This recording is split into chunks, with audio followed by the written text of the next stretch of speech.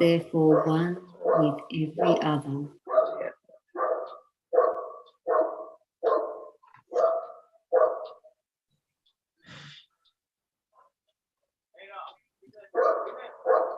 Thank you so much, Sister Linda, for the invocation. And very good morning to everyone who have joined us online for this Zoom meeting. I welcome you all for the third day of the annual study class 2022 by the Indian Section Theosophical Society. As you all are aware already, the theme of this study class is Discovering Divine Wisdom, based on the book by Brother N.SRIRAM, which is Seeking Wisdom. N.SRIRAM, former international president of the Theosophical Society. The directors of the study program are Sister Linda Oliveira and Brother Pedro Oliveira. And today's program will be as follows. Part 1 will be Sister Linda Oliveira's talk for about 40 to 45 minutes. And followed by, we will have a question and answers of 15 minutes. And part 2 will be talk by Brother Pedro Oliveira, who will speak for again 40 to 45 minutes, and then followed by question and answers for 15 minutes. So this is today's program, and without wasting much time, I would like to invite Sister Linda Oliveira to take over and give the talk for the first session. Thank you. And good morning or good afternoon to you all, as the case may be. Today, we're going to consider some aspects of chapter 6 of the book Seeking Wisdom, which is called The Extraordinariness of Life. This has an almost mystical quality to it in places as one goes through the chapter. So I'll just share the screen again and bring up some slides. I think I need to be made a co-host.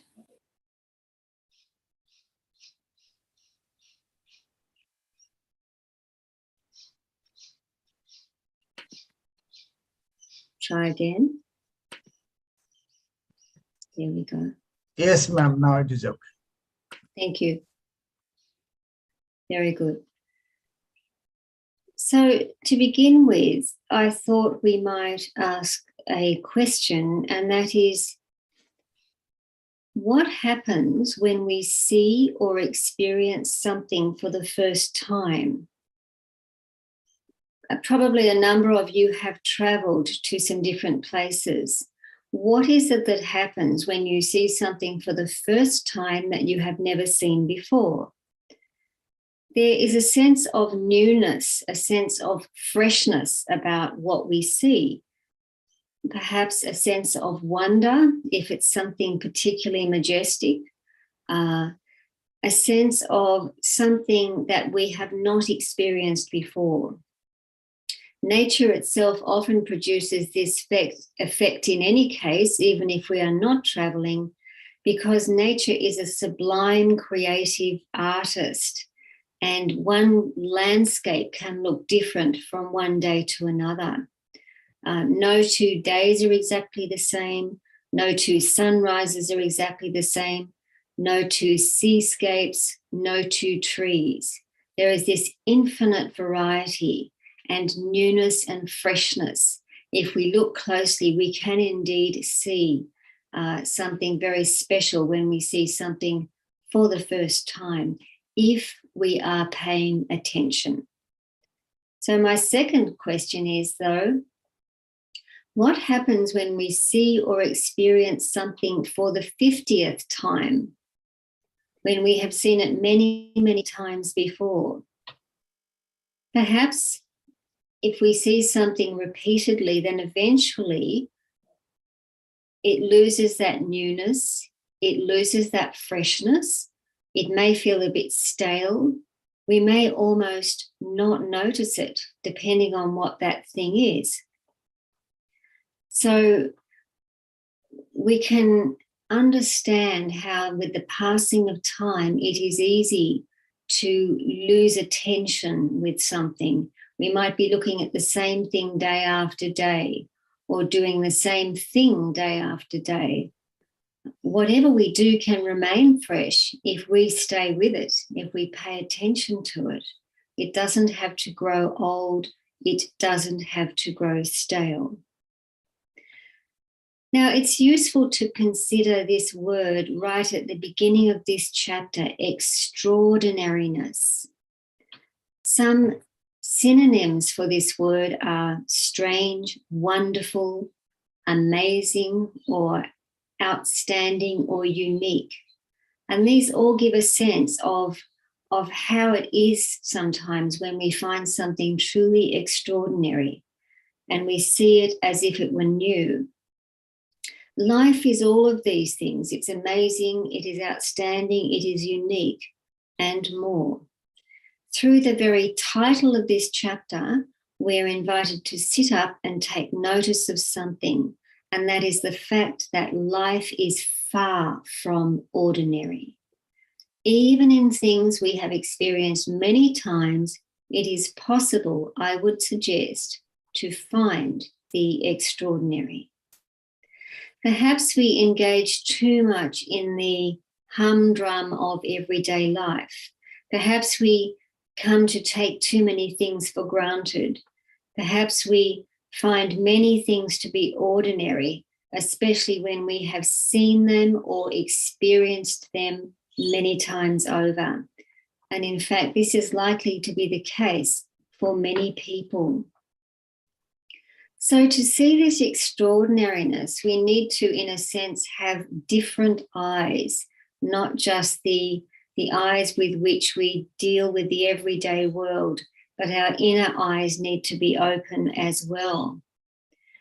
And such people as mystics, philosophers, artists, a number of scientists, nature lovers, and also theosophists, may have more of a sense of this extraordinariness of life. They may have a kind of different inner sight which they bring to apprehending things. And perhaps through exploring some aspects of this chapter together, we can be further opened up to this wonderful dimension of life, which so often may not actually be apparent to us. So let us proceed. To Brother SRIRAM, the word spirit, he said, helps to indicate the nature of the extraordinary. So he was equating spirit with the nature of the extraordinary. He quotes the Mahatma letters to A.P. Synod, in which it is stated that spirit is undivided life. Spirit is undivided life. Therefore, life is seamless, it is whole, it is integrated. When something is seamless, it is like the seam in a garment. A machine may make stitches, but there are holes between the stitches. But when something is seamless, it is completely joined. It is completely without any gaps at all. So that which is divided is undivided, is seamless, it is whole, it is integrated, and it can be approached more easily if we are unfragmented ourselves, within ourselves, retaining an underlying interconnectedness and integrity in all that we do. Of course, this is easier said than done, but this is something which we might aspire towards and try to come more and more to, a sense of underlying interconnectedness and integrity in all the things that we do in life, in all the chores that we carry out, that sort of thing. And this is easier, certainly, when we have a connection with nature, a connection with the good, with the true, with the beautiful. Probably those who meditate fairly regularly, and particularly those who meditate on virtues, may have more of a relationship with that which is true, that which is good, that which is beautiful. And we can also think of spirit as Atma, our true essential nature, pure consciousness, which is in fact indivisible.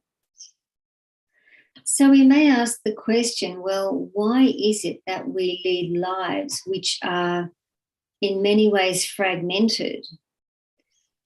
There are probably many ways of explaining this.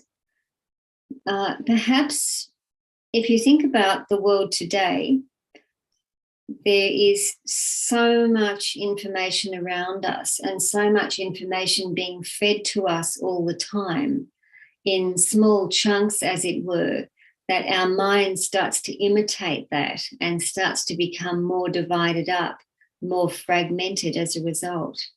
It's really this explosion of information in this particular age that we are living in, and we need to find ways of coping with this. And then there's our desire nature as well. And this easily fragments us because we see something or we hear something, we want something, we go after that, and then we tire of that and we go for something else. So desires drive us much more than we might imagine. And perhaps also our fragmentation is there because real contact with our spiritual nature is not an overnight process. It is something that takes time, and the wisdom teachings would suggest many incarnations as well. So there are various reasons why we may be in quite fragmented as individuals. But as we start to provide avenues for the spiritual dimension to enter our lower self, our personal nature, whatever you want to call it, then we begin to change in meaningful ways, cultivating an active relationship with the sacred. Brother SRIRAM mentioned, and I alluded to this previously, that spirituality implies simplicity. He said elsewhere that a spiritual person has few wants, and such a person does not dwell on the pleasures of the past, nor cling to these ideas or anticipations of the future, or even to satisfactions of the present. So there is no clinging in such a state. The spiritual state is a natural state, and he called it a state of ease and an exquisite polarity in harmony. And previously we considered the nature of polarity and some of the many, many opposites that divide our waking days. Continuing on the nature of spirit, Theosophical teachings talk about matter being crystallized spirit. Matter being crystallized spirit. We focus on the material in the midst of daily life, but in order to be balanced, we also need to really provide openings for the spirit to reveal itself. Brother SRIRAM mentions matter we perceive. Spirit we experience only in consciousness. We only experience spirit in consciousness. So that perception of spirit has an interiority about it. We may see another person and see them simply as a physical form. But if our consciousness is open, we may apprehend the spiritual nature within that other individual as well. So there's a real subtlety of perception in terms of really coming to engage with the spiritual. Between these two poles of spirit and matter, which form a continuum, there may be many gradations. Again and again, for example, we may form judgments, we may form conclusions about various things. But spirit, on the other hand, if you like, our spiritual nature, our true spiritual nature is not rigid. It is plastic. It is adaptable. So developing a certain adaptability may be of great value. This doesn't mean that we go along with everything or give in on matters that might be important to us, but it does mean that we can yield on matters which are not so important, and to keep our minds open.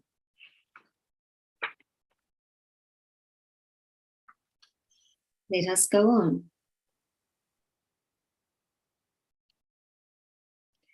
We read, in each living form, in every individual organism, there is a unity and there is a diversity. And if we think about this, it's very true. Think about a plant, for example. The plant presents to the physical eye as one whole, but as we look more closely, we see the diversity as well. We see the leaves, we see the flowers, if we're a biologist, we study the interior mechanisms at work in a plant and so forth. So there's this tremendous diversity at work, but there's this overall unity in the organism as a whole. Similarly with the human being, we see a human being that appears as one whole, but we know perfectly well that that whole has many diverse aspects to it. It has all the limbs, the organs, and the various systems within the body.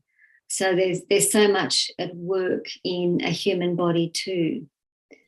So in each living form, as he said, there is a unity and there is a diversity. Another wonderful example of unity and diversity is reflected in the following account, which may even be familiar to you. Suddenly, from behind the rim of the moon, in long, slow motion moments of immense majesty, there emerges a sparkling blue and white jewel, a light, delicate sky blue sphere laced with slowly swirling veils of white, rising gradually like a small pearl in a thick sea of black mystery. It takes more than a moment to realize fully that this is Earth, home. On the return trip home, gazing through 240,000 miles of space toward the stars and the planet from which I had come, I suddenly experienced the universe as intelligent, loving, harmonious. My view of our planet was a glimpse of divinity. We went to the moon as technicians, we returned as humanitarians. This was the astronaut Edgar Mitchell as he looked back on Mother Earth from the moon. A very beautiful, potent, inspiring statement. So here we had a scientist who I would suggest had a sense of the mystical, who was in absolute awe and wonder at this beautiful planet on which we live. He saw the extraordinariness in it. He saw the earth as a unity, not as the diversity of different apparent parts. So our planet is one living organism which contains a multitude of life forms which it nourishes. The nature of unity is not about a whole lot of different but somehow connected parts. Unity is the primary, it is the large, the basic idea which was presented to the modern world in the secret doctrine. And we could do very well to bear in mind the following quotation from Ianthe Hoskin's little book, Foundations of Esoteric Philosophy. The unity mentioned here is such that existence is one thing. not any collection of things linked together. Fundamentally, there is one being. The being has two aspects, positive and negative. The positive is spirit or consciousness. The negative is substance, the subject of consciousness. This is very important. It is saying existence is one thing. We are all one thing, but we perceive ourselves as separated, as parts. It would be more accurate to say we are all more aspects of that one thing.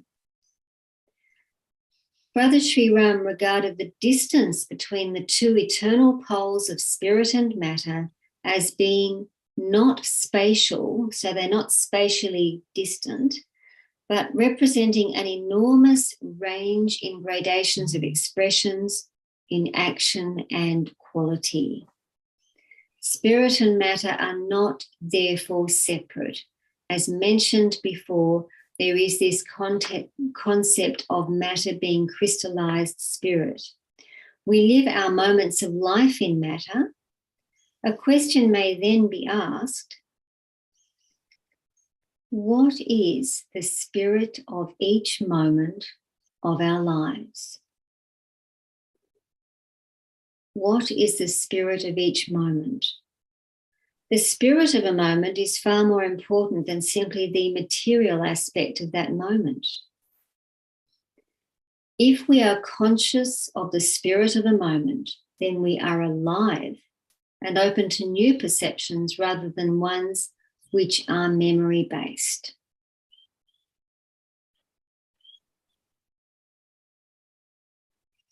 Let us consider now practical implications of these gradations of spirit and matter, and consider a very concrete example. Wisdom does need to be brought into daily life, really, and we're often presented with situations that pose a challenge. For example, supposing somebody who we know takes an extreme course of action which largely cuts off him and her, or her rather, from others. So what therefore are some of the gradations of response which might occur, ranging from the material, a more material response, through to the spiritual? Well, if a friend of ours takes an extreme action and cuts themselves off from others, we may feel judgmental. We may even be angry. We may even become part of some division against that person. That is a very, if you like, more material response. Or perhaps there might instead be an attempt at some sort of dialogue or some sort of correspondence, a somewhat softer approach. Or perhaps we might consider sending thoughts of goodwill towards that person, because thoughts really are very potent entities. And often we forget this when we think about other people, but our thoughts can do a great deal of good in the world. Or alternatively, we might try to be very actively instrumental in trying to heal whatever rift has occurred. So this is just one example of many one could give, which invokes a range of possible responses, right from the material and the emotional, if you like, right through to something more altruistic, something which is more geared towards really helping from an understanding of this ultimate unity that we all are, and wanting to help to heal division. Brother SRIRAM mentions how spirit is expressed through different forms. In this respect, the Theosophist Shirley Nicholson, who wrote a book called Ancient Wisdom, Modern Insight, quoted Teilhard de Chardin, who agrees with Theosophy that even rocks have a dim consciousness. that the inner life of minerals may be faint and diffuse.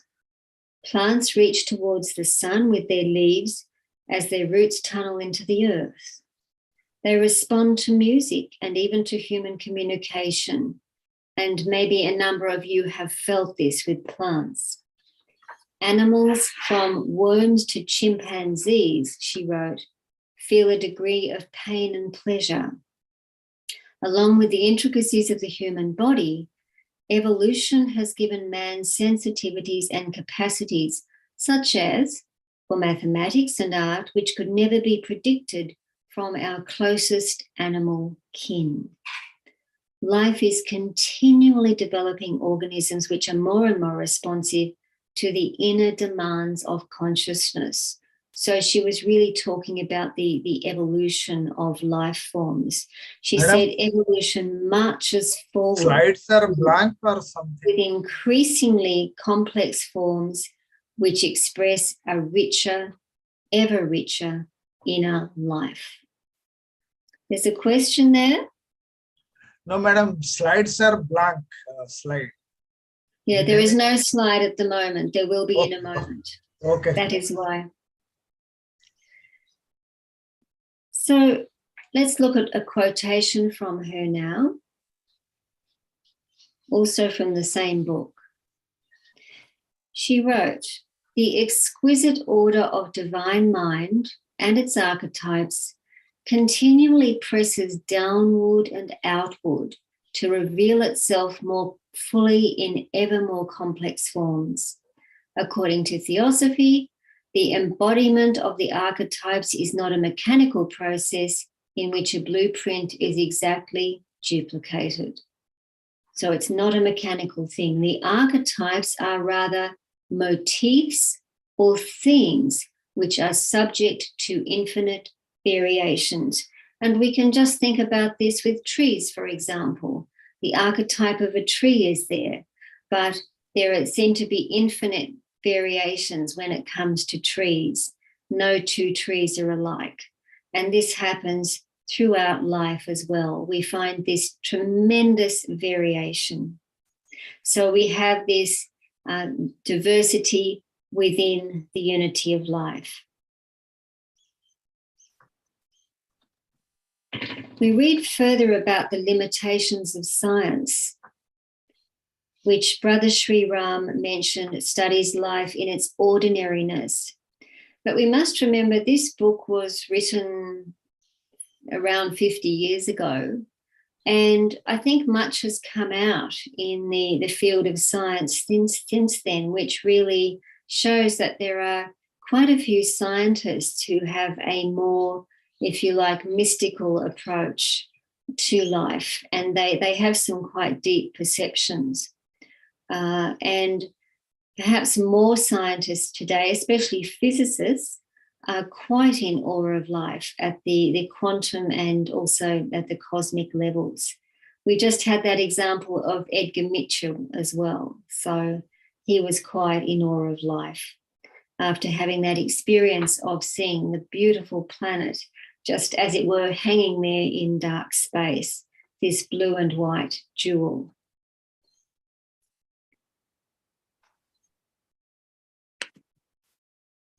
So Theosophy is described here in its central aspect as the science of life. The science of life.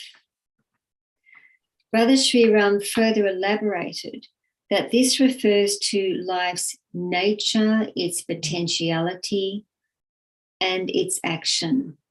Its nature, its potentiality, and its action. Therefore, it encourages us to consider how life works, of what it consists, and how potentials are unlocked. This is a vast field, this idea of the science of life as a whole. And we can think also about even human potential as well, and how human potentials are unlocked. When we think about the wisdom teachings and the way they sort of show that human beings have a very, very long journey through a whole series of incarnations, then one can get a glimpse of how these potentials are gradually unlocked. And some of our highest potentials are unlocked when we really start to pay more definite attention to the spiritual pole of our consciousness.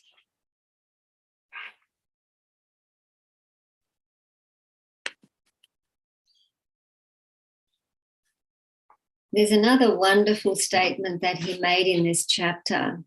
When the personal self disappears, then life appears. When the personal self disappears, then life appears. I think there's a lot in that, really. And again, when we think about our own experiences in life, there may well have been times when temporarily our personal nature has been suspended, and at that moment, some larger vistas of life have opened up to us in some way. It's really quite beautiful. So when that personal nature is diminished more, then there are new and wonderful perceptions of life which can come into our consciousness. I want to move now to another description. And he talks about the mind principle, or manas, as being like two joined cones. The base of the first cone can be thought of as the earth. And if we separated those two cones a little bit, then the 2 points would touch each other. So he described the 2 points at the bases being joined, or at the 2 points of each one being joined, rather, symbolizing the relationship between manas and the many things in the field of matter to which we're drawn, but also that relationship with the spiritual. So we can think about it like this, that this is the mind which has its attention drawn to the everyday world in which we are engrossed much of the time.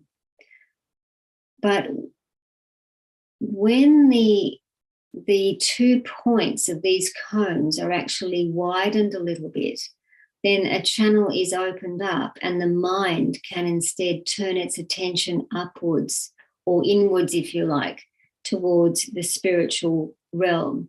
And this image has struck me for a long time as something which is an interesting visual way of thinking about the mind and how it functions. So often our attention is downward turned towards the material, but ultimately it needs to be able to move upwards into the spiritual realm as well, and in fact move between the two as necessary. So that's an interesting image. And this image as it is now is a little bit reminiscent of a grail, which is like a chalice or cup, which has the upper part and then the lower part as well. Now, the grail itself is a whole area of rich symbology. And there is a classic grail story or legend, of which there are various versions. Dr. Robert Elwood, in one of his books, summarised this legend, and I will do that briefly for your benefit. You may or may not be familiar with it. The story goes that a knight journeys to a blighted or spoiled or destroyed land. So you have a knight on a horse, as it were, riding into a spoiled land, which might be ruled over by a sick king.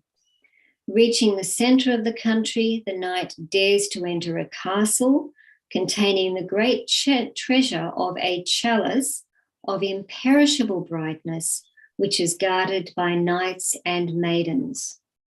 The puzzling question, whom does the Grail serve, must be asked by the knight in order to transform himself and to restore the wasteland itself. There's a feeling of magical or dreamlike strangeness, suggesting that the story is ultimately about initiation or expansion in consciousness and inward transformation at the deepest levels of consciousness. So the Grail story is very much a story about transformation, inner transformation, and the journey to that state. So what Brother SRIRAM has brought up with this image of Manas as two cones is the fact that the mind principle of a human being is rather like a grail, although we may not normally think of it in these terms. It is pivotal to our interior transformation. The mind is pivotal to our interior transformation and for us to really open to our divine nature. So we might also think of this opening between the top and bottom cone, opening up more as the antakarana of the mind as well. We're going to move on now.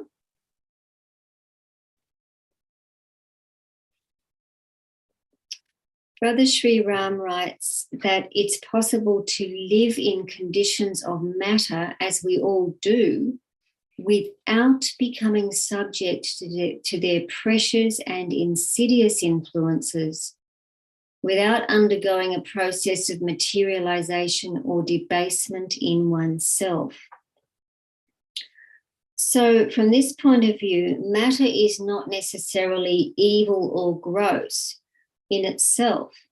It's a question of what we do in terms of living in conditions of matter. The fact is that we live in the world of matter, which is essential to our evolution and which does indeed have its own beauty as well.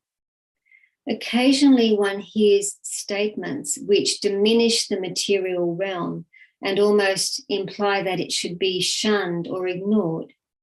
But if it is true that matter is crystallized spirit, then rejecting the material world outright means also rejecting one aspect of the workings of the spirit in the lower worlds and rejecting the long-term learning ground in which wisdom may flower. This is our learning ground, this material world in which we are. We have to learn to engage with it appropriately, navigate through it. It takes a long, long time to be able to do this very successfully. But every time a little wisdom flowers, there's a little bit of a transformation, however small, and we can live even more effectively in the material realm. Now, we move on.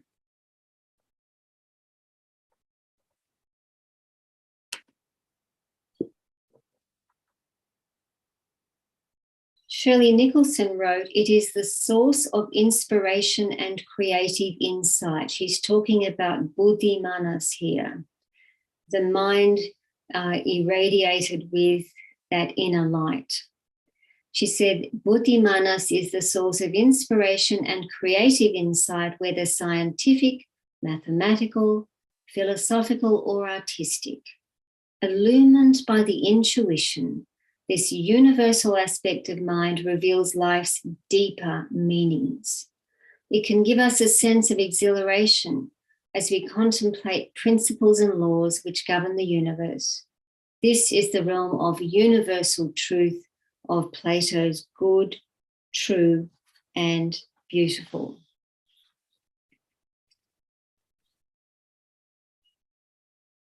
So here we have this sense of exhilaration associated with buddhi manas as we can contemplate certain principles and laws. When this aspect of the mind is opened up, when the mind is not concerned only with mundane things, but it has this inner illumination. Perhaps this comes upon us at certain times then we can really start to dwell in the deeper aspects of life and come to new realizations.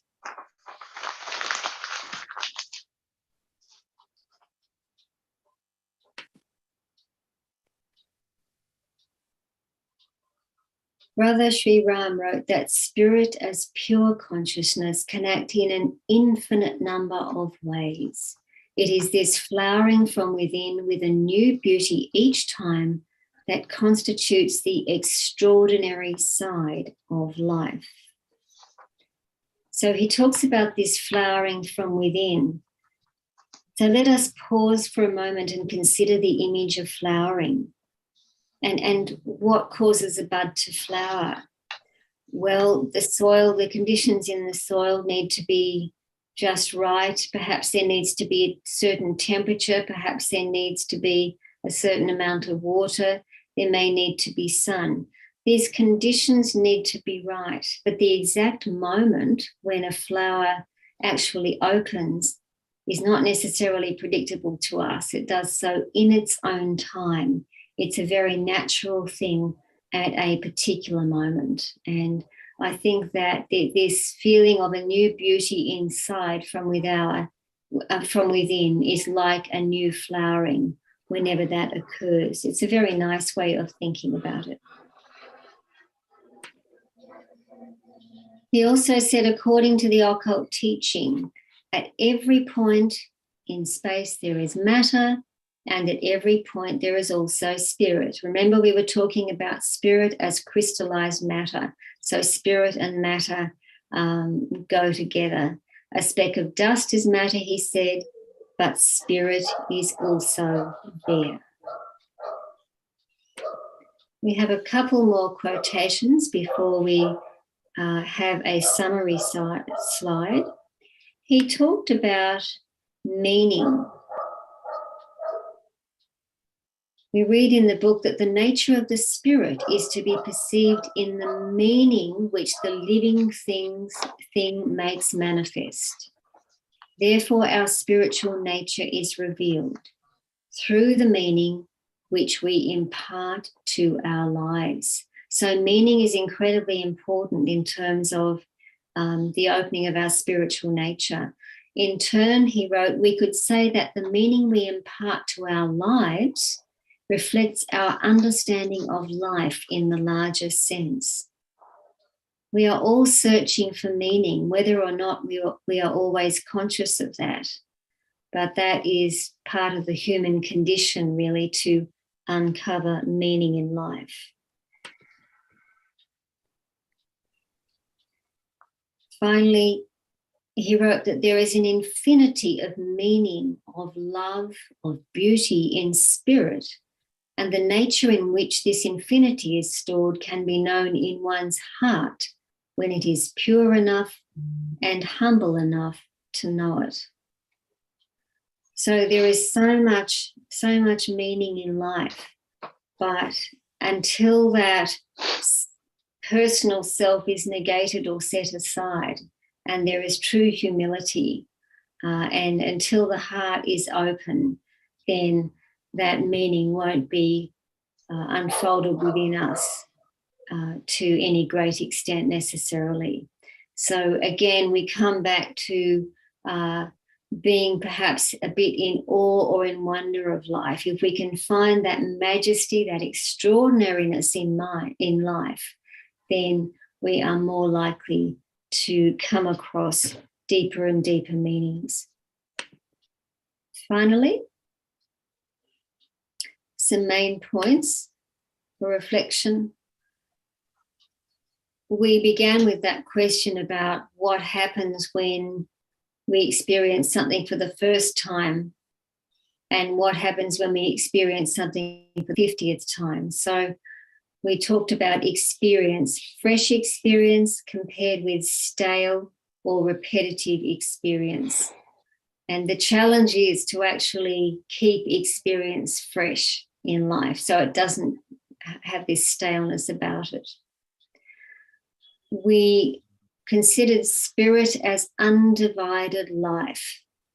Spirit is life, but it's ultimately undivided. We see things are separate. We see divisions, but in fact, there is ultimately no division. We consider the unity and the diversity in every individual organism, how one being, if you like, can appear as one, and yet we know that it has numerous aspects to it, great diversity. We considered the example of a response of gradations from a more material emotional response to a more spiritual response in relation to a challenging behavior of a friend as a theoretical example. A little bit on the expression of spirit through archetypes and their forms. The two primary modes of functioning of manas, the mind principle, we saw that diagram of the two cones interlinked, and considered the mind also as a grail, if you like, as ultimately a kind of sacred chalice through which divine life may be poured, or into which divine life may be poured. We considered images of flowering and beauty, and the presence of both matter and spirit at every point in space. We were talking about matter as crystallized spirit. So once again, here we have a number of facets of a particular subject, which can really cause us to reflect and hopefully bring us to more of an appreciation of what is indeed the extraordinariness of life around us. So we'll pause here, and if there are any questions or comments, feel Thank you free. so much, Sister Linda, for this wonderful talk. And I open the session for question and answers now. Those who have any particular question may please raise your hand so that I can see who is asking the question.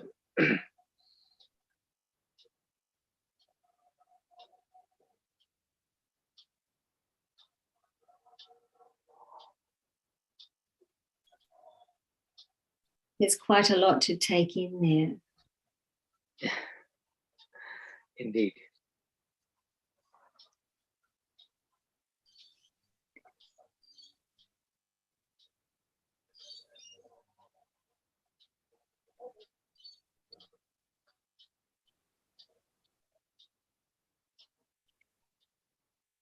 I guess when we think about it really, and we think about this extraordinariness of life, it's a challenge to actually remind ourselves about that and become aware of it more and more on a regular basis.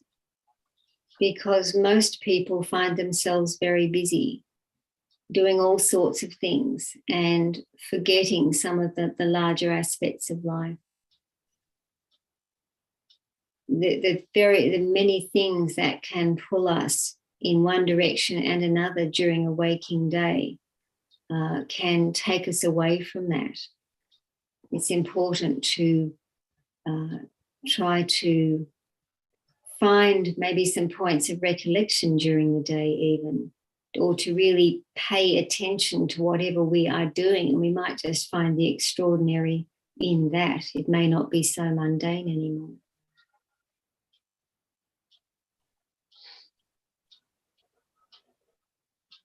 Madam, what is the spirit? Whether Mahatma is referring about the spirit as a whole consciousness, means universal consciousness, or God, or what it refers? Spirit has life, whole life. So are you asking me how I understand spirit? Yes, one the individual spirit or the whole universal consciousness we can refer. The spirit and life are individually indivisible. It is there in the Bhava letters. Yes, well, spirit has been equated with life itself at a very fundamental level. It may depend in a way on what your background is, how you think of spirit, because some people may think of the spirit using the term God.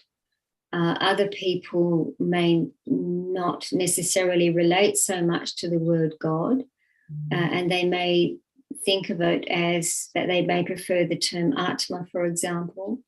They may think of it in terms of their deepest nature, their inner self, innermost self, which is ultimately the same as Brahman also. So I think there are different ways of thinking about spirit.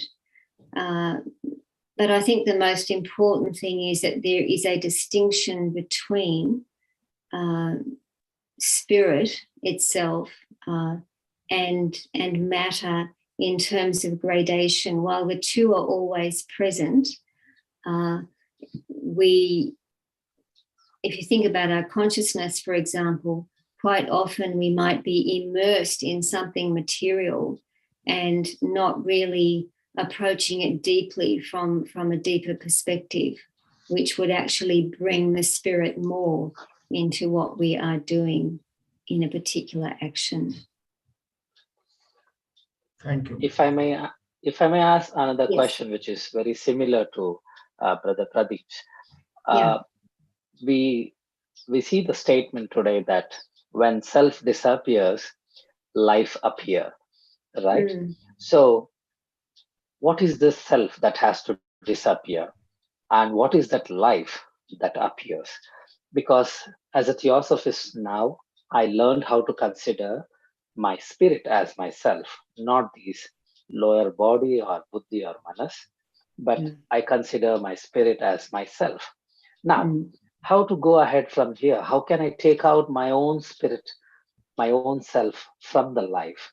And if I take out my own spirit or my own myself, then what is that remains, and what this life is about? What that life which remains after I take out myself? Yes, it depends. It depends very much on how you understand the term self. The sense in which Brother SRIRAM was using that disappearance of self was really in the sense of what we might call the lower quaternary, or the lower the personality, the personal self, everything that goes with that whole sense of me and mine and my emotions and everything that is personal.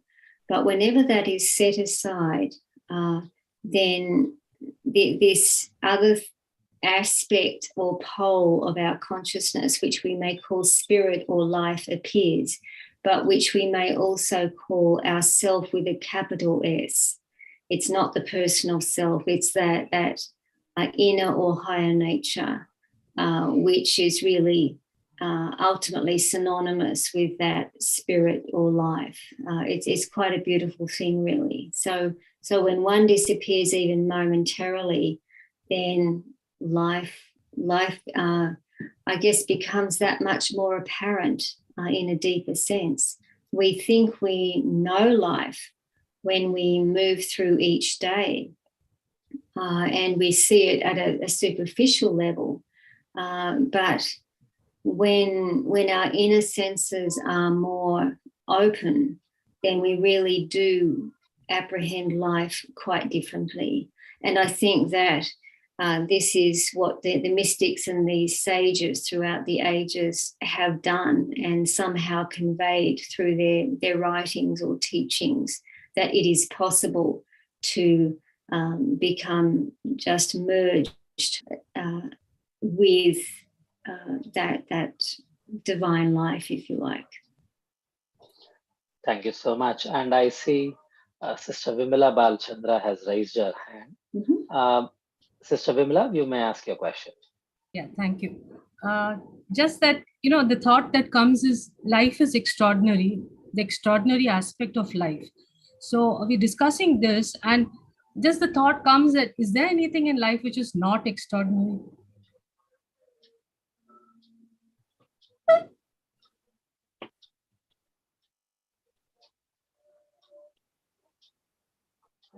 Perhaps not. Perhaps not. Ultimately, what we think is ordinary or very mundane or ugly or anything else, if we think in terms of matter and spirit always being present together, then everything that we can apprehend is not simply ultimately ordinary, even if we think it is. But there is this extraordinary side to it. There is spirit, there is life there as well, even if appearances suggest otherwise to us. It may be difficult to even contemplate at times when we see certain things happening or when we see something that we find very distasteful. But ultimately, there is a different dimension to life. And I think that it takes perhaps eons, well, not eons, but a very, very long succession of lives to come to a point when one can actually see that in all, so that there's this equality in vision with the way in which we apprehend everything. Thank you.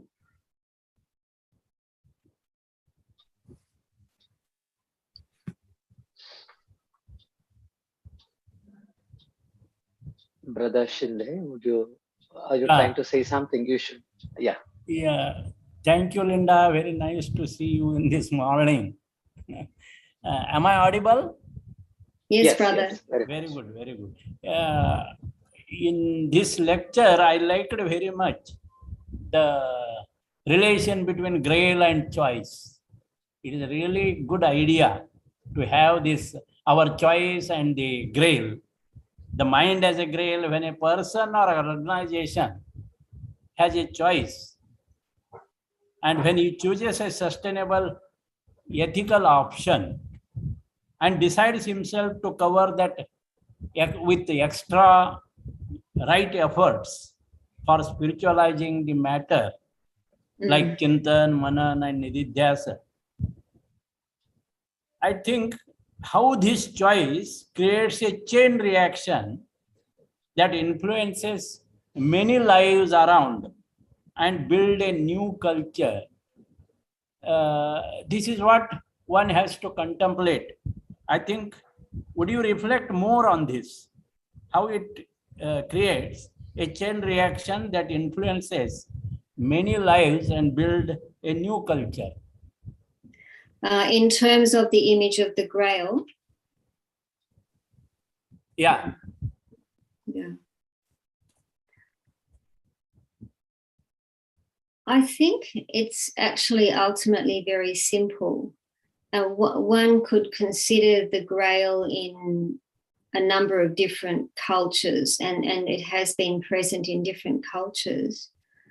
But I think the sheer simplicity of it is this, that if one individual is able to open up their mind to the divine, so there is this beautiful flow of divine forces into everyday life, then it has to influence those around it. And I think that there have been some great sages throughout history who have had an extraordinary influence on other individuals around them. And then thousands of years later, we are still hearing about them. So it's really, it's the life in the spirit in someone makes itself known, and it just spreads out. It's just a very natural process, I think. I think it's as simple as that, and yet as difficult as that, because it's a very challenging thing to actually come to such a state. That is what we all are doing together, I think. Yes, we certainly are endeavoring to do this in our very different ways. But it's very nice that he brings up certain images which we can contemplate and utilize to help understand this better. I believe we are, are we finished at this point? Is this the 1 hour or? Yes, very much. Thank you. Yeah, okay. Thank you, Brother Shin. Yes. Any more questions? We have 2 minutes left for We'll go for session. flute music. Okay. 5 minutes break. Now, okay, we'll have a break for about 5 minutes. Thank you so much. Please come back for the next session. Yes. Thank you.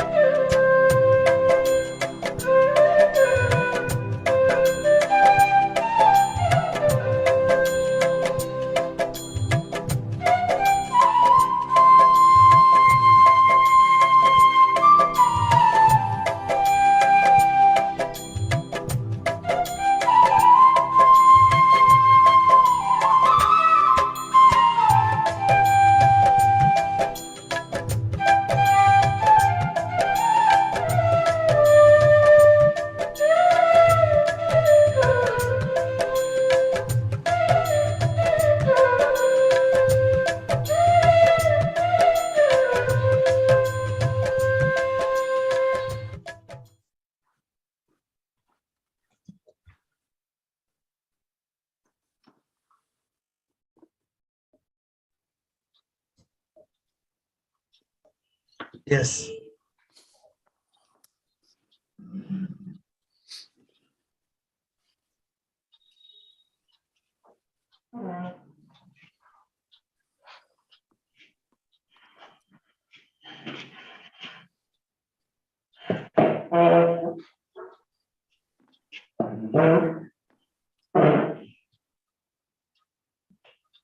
Pradeep ji, shall we start the next session? Yes, I may invite Brother Pedro. Okay.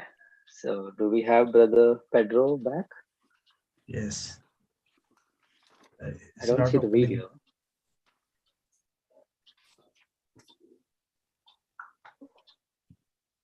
Brother Pedro, are you with us? Yes. Yes. Okay. Yes. So welcome back, everyone, for the second part of today's study class.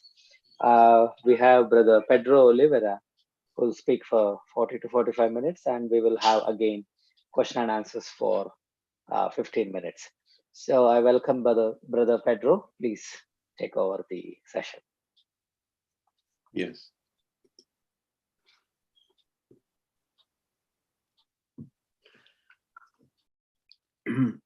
During an European Congress of the Theosophical Society in Europe, yes, in Europe,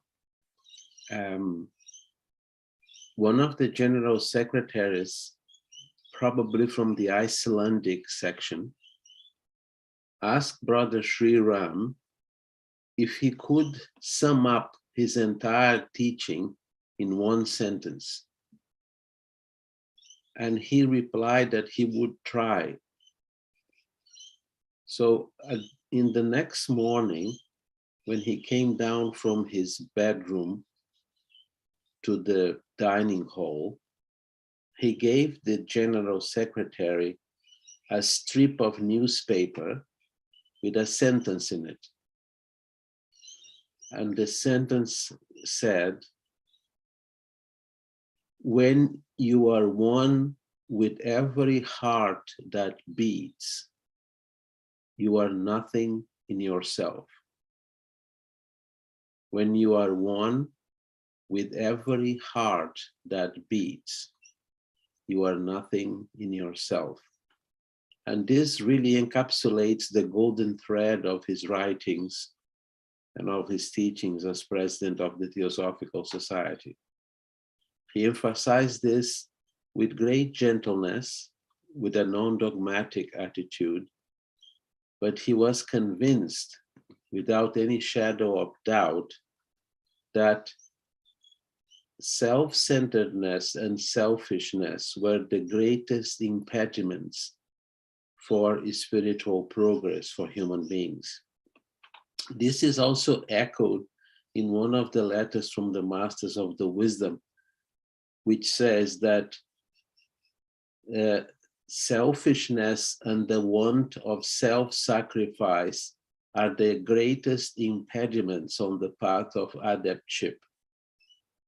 Of course, adeptship is a very lofty goal that very few individuals in every generation achieved. In one of the Mahatma letters, it is said that an adept is the rare efflorescence of a generation of inquirers. Mind you, he didn't say believers, he said inquirers. And this is what the Theosophical Society has emphasized from its beginning. The Theosophical Society is not a belief-based organization, it is an inquiry-based organization. That some members have chosen to believe whatever they read instead of inquiry is not, the society cannot be blamed for that. But the fact that it has no creed, it was stated in the very bylaws of the society in 1875 in New York. So in chapter 7 of Seeking Wisdom, SRIRAM writes about attention, interest, and love, and with the usual eloquence. For example, he says that the most marvelous transformation that can come over a person can come only through love.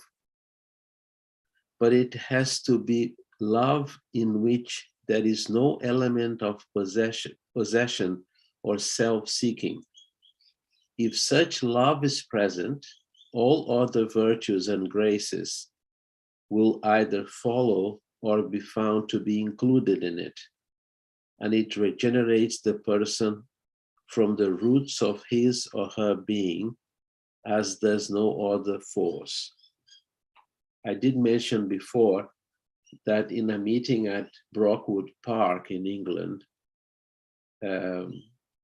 Krishnamurti mentioned to those present that among all the theosophies at that time, the one which was really close to self-transformation was Dr. Besson. And when he was asked why, he said, because you don't have any idea of how great was her capacity for love was. So this is very important, and this is attested also in the Buddhist teachings, in the Christian teachings, in the letters of St. Paul. I also mentioned that in one of his epistles to the Corinthians, he said that without love, I'm nothing. Sorry, without love, I'm nothing. I can have knowledge, I can have wealth, I can have good health, I can have all sorts of experiences, but if I don't have love, I have not fulfilled my human condition. Further down, Mr. SRIRAM says, what love is in its true nature, as distinguished from any semblance of it, to which the term may be applied. Also, how does one come to it if it does not exist in him or her? And then he makes a very short but very important statement, like a sutra. Love is not mere liking. And we can observe this in ourselves, in our families, in the society as a whole. There may be a friendship between two people, a good friendship, partnership, if you like, and they even say that they like each other and so on. They are very good friends, but something happens, there is a misunderstanding, and that friendship that had elements of love in it, of affection, suddenly changes and it becomes enmity. And this is what Dr. Taimni, when he examined the question of dvesha in the Yoga Sutras of Patanjali, in his book, The Science of Yoga, he went into this. He said that personal love can easily flip into hate. And because that's the nature of the personal self. The personal self is a creature of reactions, of likes and dislikes. And this self cannot really experience what love is. When love is experienced, the little self comes to an end. That doesn't mean that we cannot function in the world. Buddha lived to the ripe old age of 80 years or more. He visited many places in India, and he had many sermons. His sermons were memorized by his arhats and so on. That means that therefore he was functioning in the world. The same with Ramana Maharshi and others. If you studied the Mahatma letters, the Mahatmas were very busy traveling around the Himalayan subcontinent, visiting other countries in a subtle forms, corresponding with people. But their condition was one of Jivan Mukta. This is something I wanted to share. I asked this to Radhaji at her house in Parsi quarters, which was built by the Parsi community. many, many years ago. And I asked her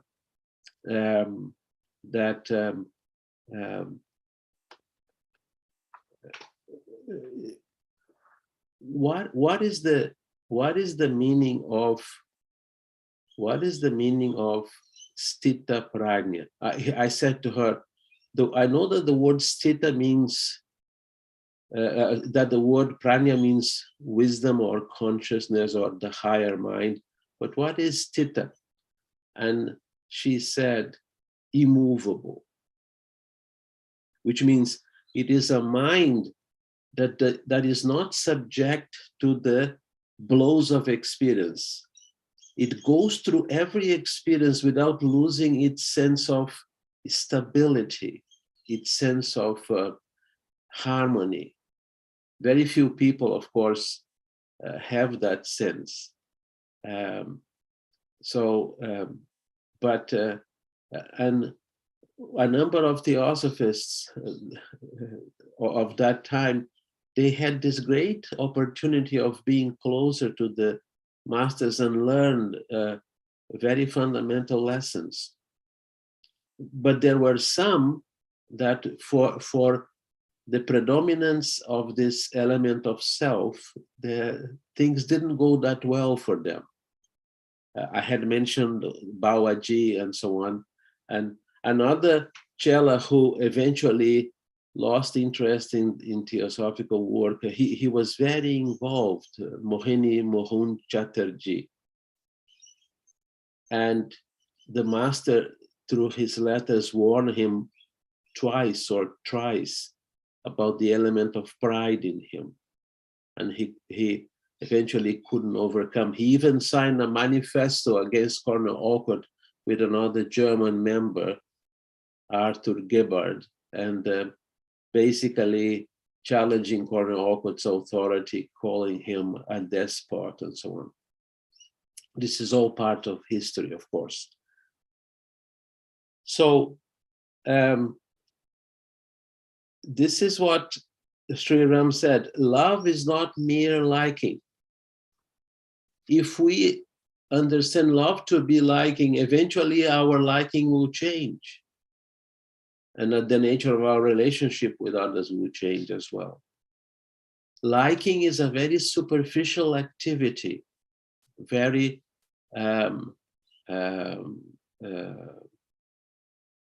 flippant, we would say. It's not really profound. I just remember that the word that I asked Radhaji about is, I asked her, what is a Jivan Mukta? That means a Mahatma, a liberated soul. What is a Jivan Mukta? She said, that's her own translation. She didn't translate it as a liberated soul. She said, technically, according to the Sanskrit language, a Jivan Mukta is a liberated life. In that person, the inner life, the inner spirit has become completely free. And it manifests itself to heights that we cannot even understand. It manifests all the gifts of the spirit, to use an expression of Saint Paul.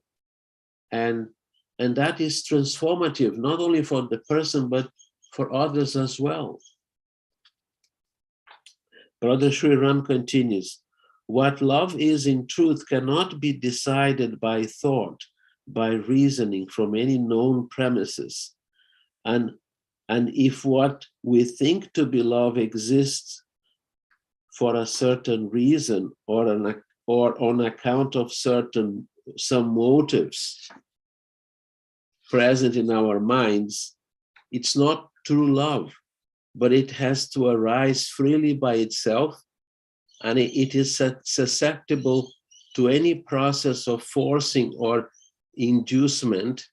It's not susceptible to any process of forcing and inducement employed by oneself or others. And many, many teachers and poets have said about this, that, for example, Shakespeare said, love is not love with alteration finds.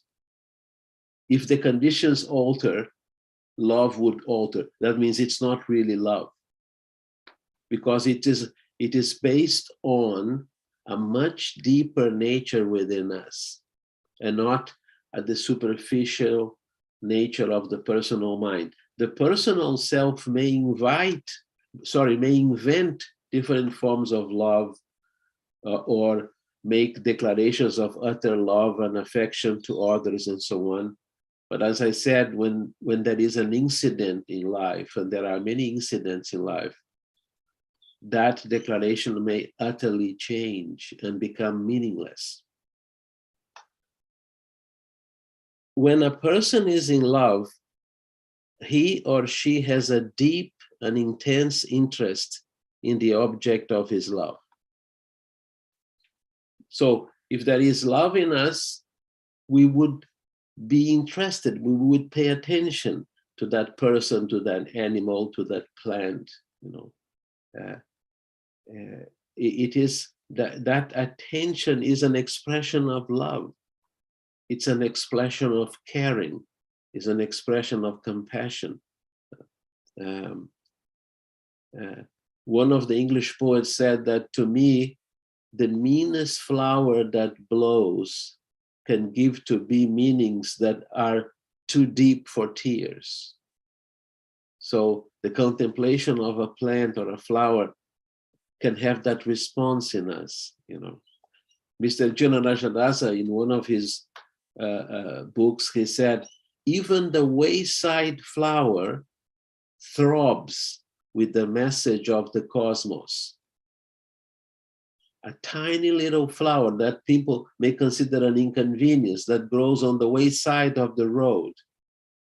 In that flower, the whole message of the cosmos is there, because when you look at that flower, there is order in it, intrinsic order, not man-made, but intrinsic order, grace, a sense of proportion, a sense of symmetry, a sense of space. It's all there in that little flower.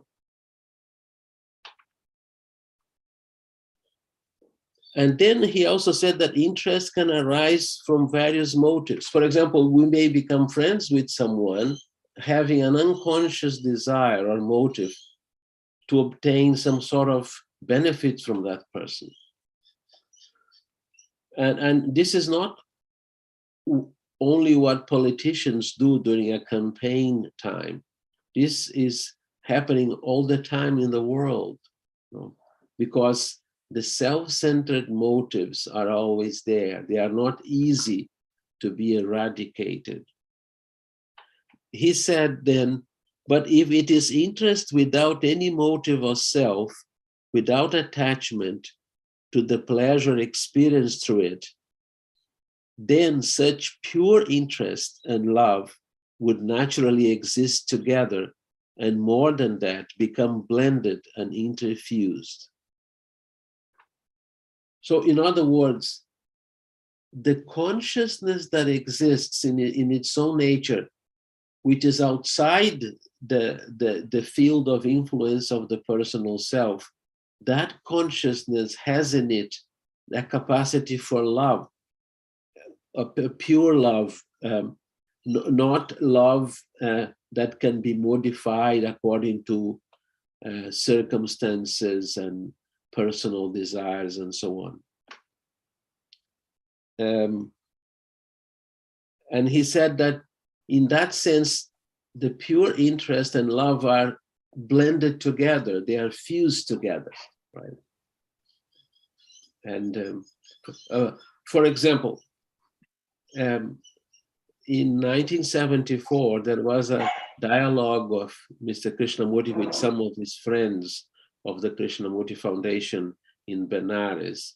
Mrs. Pupul Jayakar was there. And she said to him, we have been listening to you for more than 40 years, but I want to ask you directly, what is your teaching? You have heard also my theory or my view that whenever you ask a wise person a question, you have to be prepared for self-demolition, because the mind of a wise person does not functioning within a limited conditioned sphere. And Mr. Krishnamurti said, where you are, the other is not. Where you are, the other is not.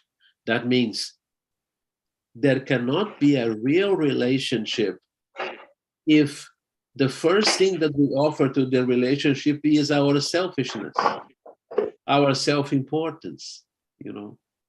There is no relationship there. So wherever we are, wherever we affirm this self-centered, let us say, asmita. I am again listening to the kitchen music somewhere there. One of our registered members is in the kitchen. Anyhow, it is the sound of the kitchen that I hear. But these are very important teachings, and they are reflected in so many traditions. They are not the teaching about the essential selflessness of human consciousness and spirit has been there from time immemorial. According to HPB, has been there at the beginning of the human race, because some higher intelligences, the Anchohans and so on, they imparted these teachings to the beginning of the human consciousness. And she called them rishis. They had this capacity to see the essence of things. They have received this capacity from these greater intelligences, and therefore this entire stream of self-inquiry, as Radhaji mentioned in her Besant lecture, the universal yoga tradition, which is also available for purchase at TPH RDR. This is what these teachings are. They are a stream of inquiry. If you read these teachings, nowhere they are asking you to believe them, but they are asking you to inquire, because when the mind settles down only in belief, it doesn't progress. Mrs. Oliveira mentioned in her presentation, Miss Yanti Hoskins and her book, Foundations of Esoteric Philosophy. Miss Yanti Hoskins she was very fond of repeating a saying she had written down in her notebook: belief is the tomb of truth. Belief is the tomb of truth, because it's very easy to believe, and the moment you believe, you stop inquiring. So you believe, you have not done the homework of looking at your self-centeredness, and then you add to your self-centeredness belief. You cannot possibly go forward. You cannot go beyond your present understanding, because you settle for that belief. And it is not a word that you will find in the three objects of the Theosophical Society. The founders were very careful in the formulation of these objects. We will continue. Without attention, we are not alert to what takes place, and we are not to perceive, and we do not perceive even what is in front of us. His whole point is that attention is another aspect of love, of the manifestation of love. To give attention is a form of love, it's a form of affection. And when you give attention, you don't discriminate, you don't ask a person to admit that he or she is wrong or was wrong, you give attention. I like the example of Brother SRIRAM when he was harassed for so many years by a man at the office of New India. And when he became the president, he invited this man to live at Edgar. And by that time, this man was free from this irritability and aggressive attitude towards him and others and so on. So attention, without attention, we are not alert to what takes place, and we do not perceive even what is in front of us. There are many stories about this, you know. There is this story coming from the Buddhist tradition. Of course, the Vinaya, the Buddhist code of ethics is there, and the monks abide by that code or system. And this elder monk and this younger monk were traveling on the road many centuries ago.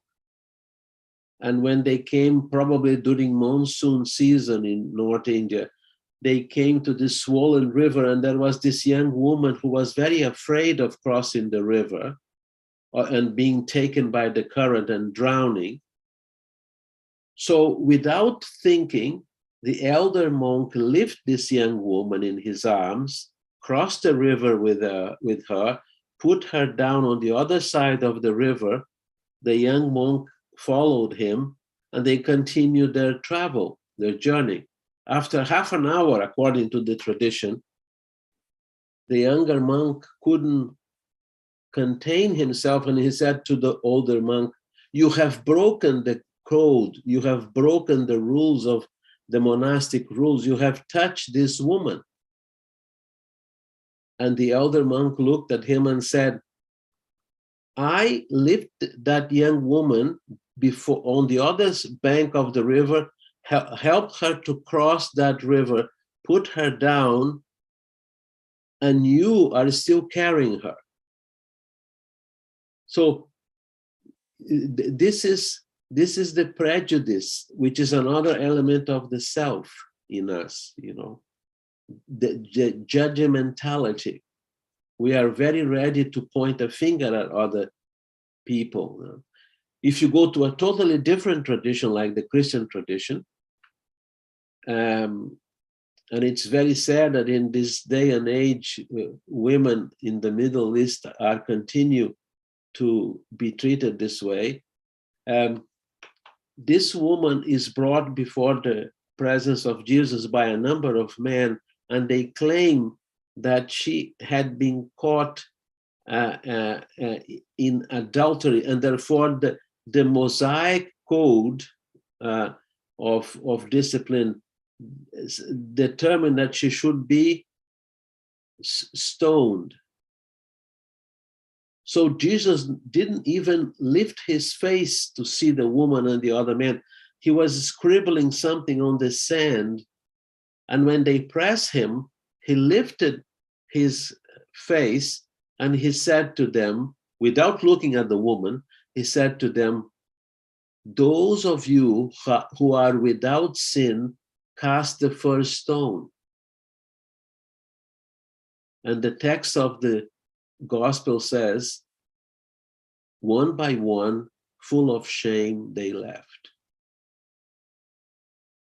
So when Jesus lifted his face again, there was only the woman in front of him. And he said, "Where are those men? Didn't they condemn you?"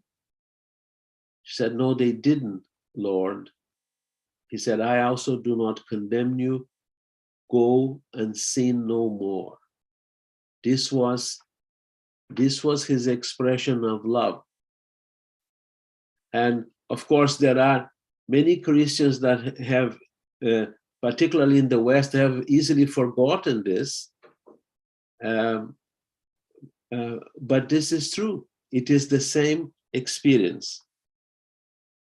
The giving of attention means being conscious of the presence and knowing the nature of the thing which is the object, so far as its nature can be known by direct perception and not through reasoning or inference.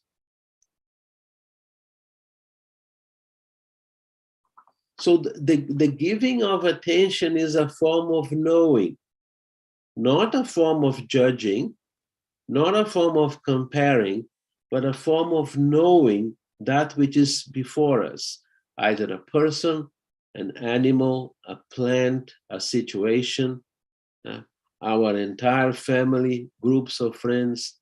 There is this capacity of knowing directly without the mediation of judgment, criticism, and comparison, as I said. Because if this has become very difficult for us, this is evidence that we have not done our homework. The Mahatmas themselves, they used to give a second chance to some of those members of the society, even chelas, but they would alert them that they would not be going, will continue to give his second chances and so on. They needed them to become fully aware of who they are and take responsibility for their actions. Mr. SRIRAM continues, but whatever its capability, there need be in expressing its own nature no special effort. Effort, strain, and tiredness exist only for the material medium. When that consciousness is fully awake and acts with its inherent capacity, there is full of or total attention, and such attention on its part may reveal many facts with regard to all things around it, not previously perceived, as well as hidden depths within itself. This is a question during his visit to Adyar, one of his many visits. We were having lunch with Dr. Ravi Ravindra, and he was telling us how in one of his conversations with Mr. Krishnamurti, he kept saying to him, every tradition says that effort is necessary. You keep saying that effort is not necessary for awareness and transformation. How are we going to understand this? So Mr. Krishnamurti didn't want to insist, he didn't want to be engaged in this kind of conversation. But Dr. Ravindra said that he tried to pursue that matter until he said he could feel, he could see in the face of Mr. Krishnamurti the same face that probably was there in Jesus' face when his disciples could not understand him. And of course, Krishnamurti has a very clear point. If the effort is based on self, it's counterproductive. It will not generate self-transformation. It will generate the continuation of the self. And this is what Mr. SRIRAM is saying, that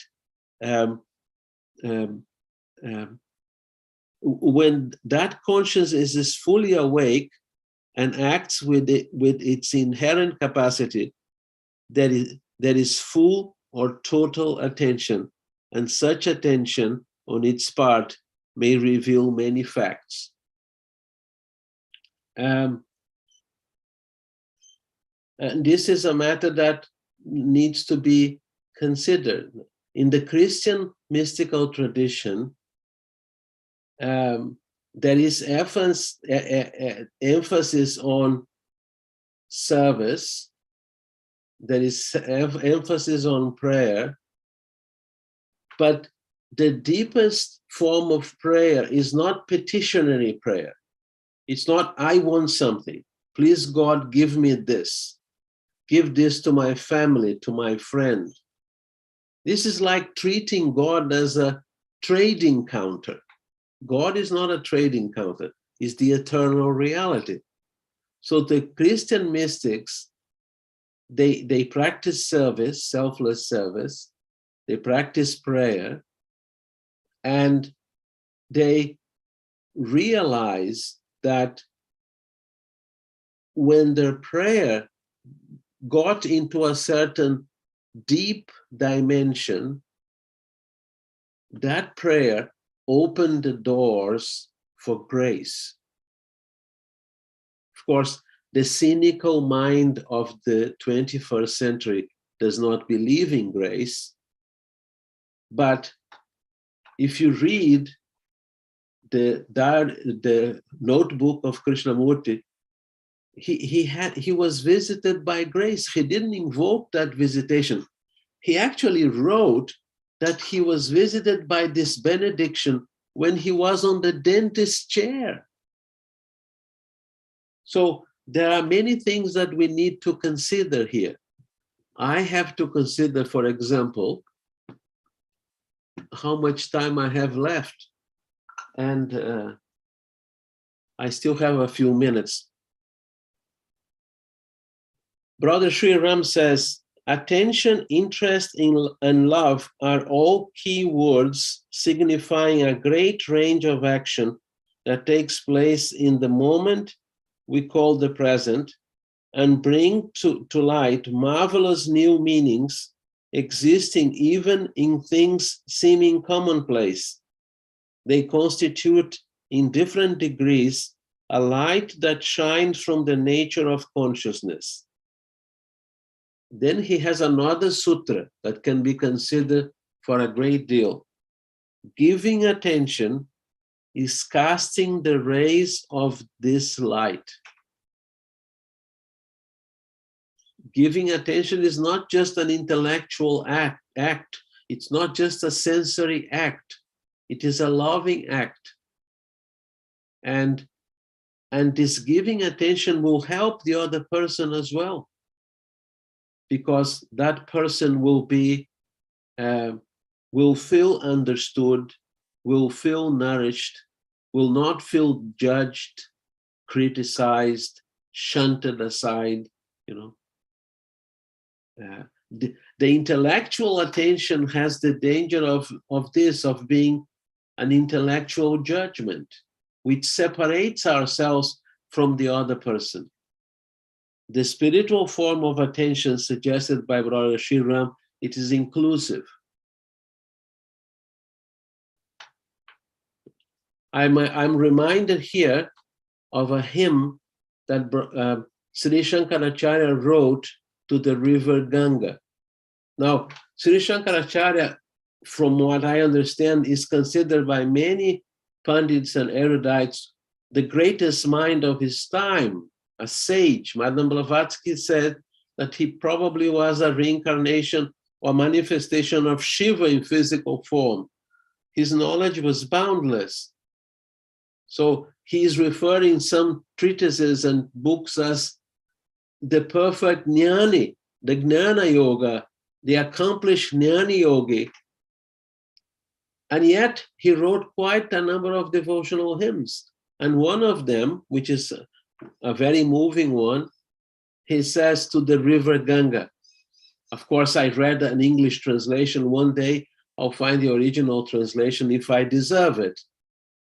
He said, I'd rather be a turtle or a lizard by thy banks than the proudest emperor on earth away from thee. So this is through relationship. He found this divine union with the river, which is a sacred river, a mystical river. In my very first visit to the Ganga, I was taken by the river Ganga in Benares by a very loyal worker of the TS in Kamachar, in the headquarters there, Gangadhar. He told me, you have to be ready by 4 a.m.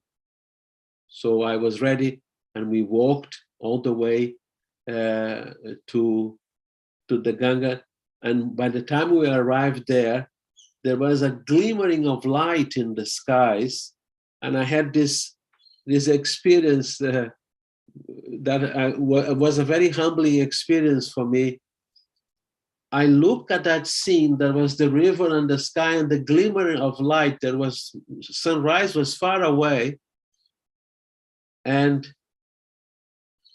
I looked at the river, and the river was reflecting the skies. in their placidity and calm. But what was really new for me and profoundly moving is that, in my understanding, the sky also reflected the river. So I had a tiny understanding of why Ganga is a sacred river. I will stop here, and if there are any questions, please let us have them. Thank you so much, Brother Pedro, for this wonderful session. And now I open the session and answers. Those who have any questions may please raise your hand.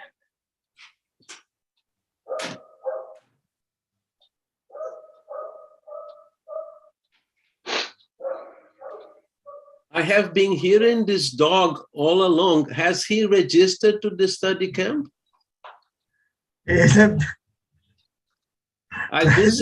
This dog is very interested in the study camp because he was barking all during Mrs. Oliveira presentation. Now he has come back. And we have to welcome him. Pradeep, we are of your dog. It is coming from your background. Dog. It's coming from Bihar? Perhaps he is having some question to you. Oh, perhaps he may be complaining about my style. In that case, I may have to undergo an entire incarnation of Mauna. He's still barking. Can I ask a question? Yes, it is yes, in your house. Sister Vimla. Yeah. So I mean, your jokes are legendary. So any more jokes coming is always welcome. But I'd like to know, like, this is like, how do you resolve the contradiction between man, know thyself, and when you are there, the other is not. So on one aspect, one side we're asked to know ourselves. The other side, just a moment. There is a cat here. I was complaining about a dog. There is a cat here. Just a moment. You have not registered for this seminar. Can you please let me continue? These people are waiting. Sorry. This is the cat residing here. I understood your question. You see, instead of contradiction, I prefer to consider them as paradoxes. Paradoxes, for example, I did mention before that there are many paradoxes. One, the voice of the silence is a paradox, even in the title. If there is silence, how can there be a voice? You know, it's a paradox. So, yes, it's true that in the Temple of Delphi in Greece, there is this saying, man, know thyself. The full saying apparently goes, man, know thyself. And thus doing, you will know all the universe and the gods, if you know yourself, right? And what Krishnaji said, where you are, the other is not, right? Now, the Greek saying is you have to know thyself, not superficially, but in a very profound sense. You know, what is oneself? I interpret the expression thyself as Atma. You know, and mind you, Madame Blavatsky suggested that Atma is not a human principle. It's not part of the human principles. It stands above.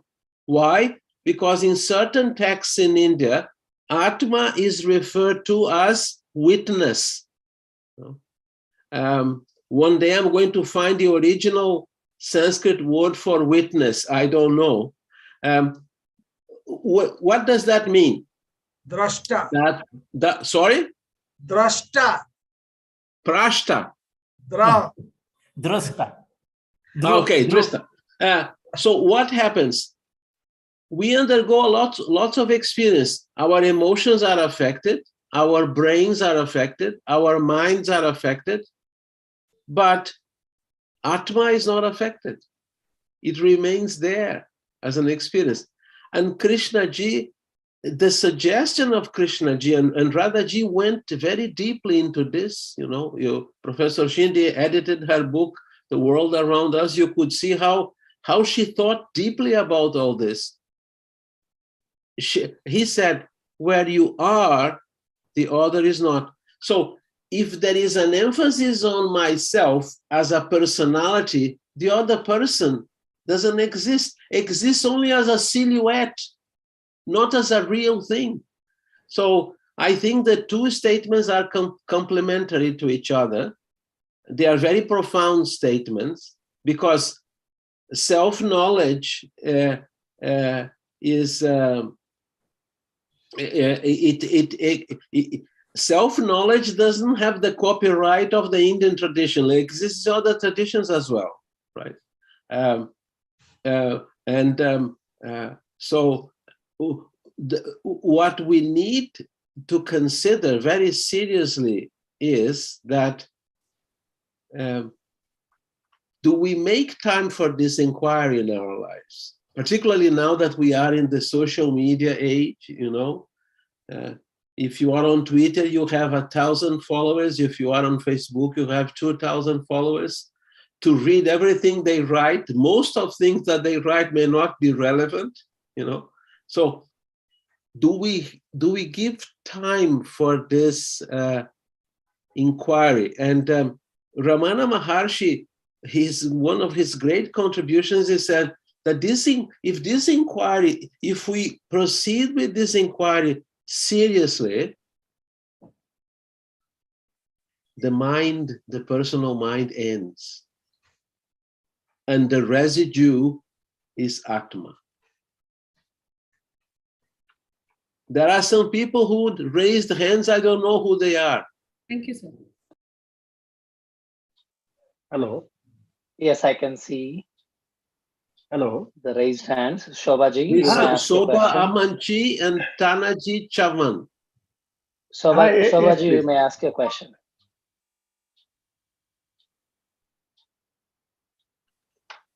Is Shobhaji here? If not, Mr. Tanaji Chauhanji, you may please ask your question. Yes, sir. Yes, sir. I'm from Tanaji Chauhan from Dharwad. Actually, this question pertains to the talk by Linda. However, I request Shinde sir to clarify me on these two things, because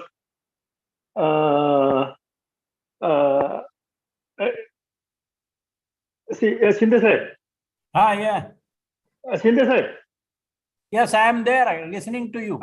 Linda was referring spirit, matter, consciousness in her lecture. Does the spirit means here Jivatma? Hello, Shinde sir. Split of consciousness you are speaking of, or fragments of consciousness. What do you want to say? What does the spirit means here in her lecture? Oh. But you could have asked that question when she was here. Yeah, that is true. But I can try and formulate to her later, and she will have to ask permission of the cat, because she's now trying to drive the cat away from this library. Can I make him clear about this as per my perspective? Yes, sir. Yes, sir. Linda. Sawan, see, we are contents of our consciousness. And when your consciousness is focused on memory, then it is only concerned with the memory, your memory. And that is a split consciousness in that sense. And if you are concentrating or focused your attention on the knowledge you have gathered, that is also a fragmented consciousness. So there are our consciousness is not pure consciousness, it is fragmented consciousness. Where we focus, that splits. That is how I think we can understand. Is it all right, Pedro? That's fine. I have nothing to add. Is there any other question? Oh, Shobhaji, are you back? Kanajit Chavan. Who is that person? Not opening a video. Okay. If any other questions, please raise your hand. Sure. Someone's hand is raised there, but No, I that's- don't hear That's any already sound. answered. That's already answered. Tanaji's hand, and the question was already answered. May I please ask anyone else if you have any other questions? Shobha is not available. Okay. So still that time, kindly give us a beautiful story. Sorry? Story. A story. Yeah. Mullah Yes. Nasir. A story. An American journalist came to Tiruvannamalai when Sri Ramana Maharshi was there. He had never seen a photograph of Sri Ramana Maharshi. So he arrived there around lunchtime, and if you arrive at the ashram at lunchtime, you are invited to eat. So he was taken to the dining room, and everybody, all the residents were there, including Sri Ramana Maharshi, and each of them had a stainless plate with their initials on them. And this man was given the position of honor. He was put to sit right in front of Sri Ramana Maharshi. But remember, he had never seen a photograph of him. So he asked Sri Ramana Maharshi, who is Ramana? So Sri Ramana Maharshi looked at him and pointed to the stainless steel plate. Of course, this man didn't understand anything. And a devotee next to him took pity on him and said, he is Ramana Maharshi. And then the journalist said, probably a number of journalists at that time behaved like this. He said, but why didn't you tell me that you are Ramana Maharshi? And Sri Ramana Maharshi said to him, because this, pointing to his chest, because this has no name. The Atman has no name. I don't know what happened to the journalist, but that was quite a lesson.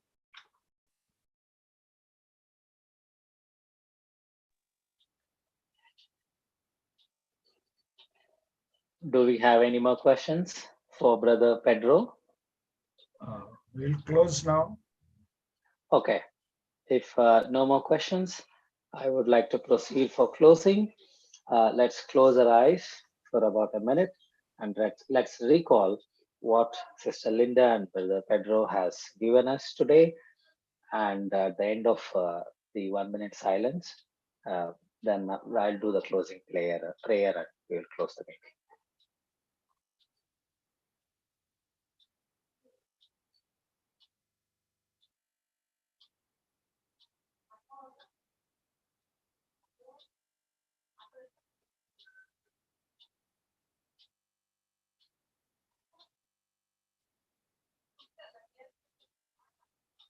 Om Sarve Vai Sukhina Santu Sarve Santu Niramaya Sarve Bhadrani Paschantu Ma Kaschid Dukkha Bhag Bhavet.